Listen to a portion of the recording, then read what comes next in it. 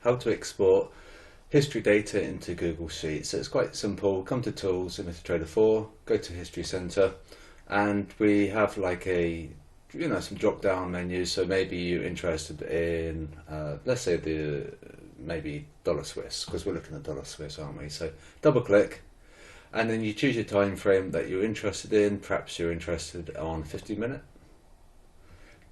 Double click and it should load. It does load, and what you want to do is export, and we're going to just keep it as a CSV comma separated value file. So save that.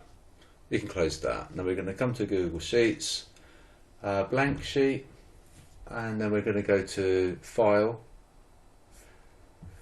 and we're going to go to Import, and we're going to browse for that file that we just got. So upload, select a file, and we're going to double click, and then it gets and then keep those values as they are, import data, and it's going to format it for us quite nicely, but it doesn't have the headers, so we just have to remember date, time, open, high, low, close, volume, and that's how you do it. So then you can just rename it as 15-minute, and then that's it. So that's how you do it, and then you can use this data how you see fit. You can do averages, you can do the max, min, and things like that. So that's how you get the data, and then you can make some nice graphs and charts and things like that, and you can see like the volatility on that particular time threshold.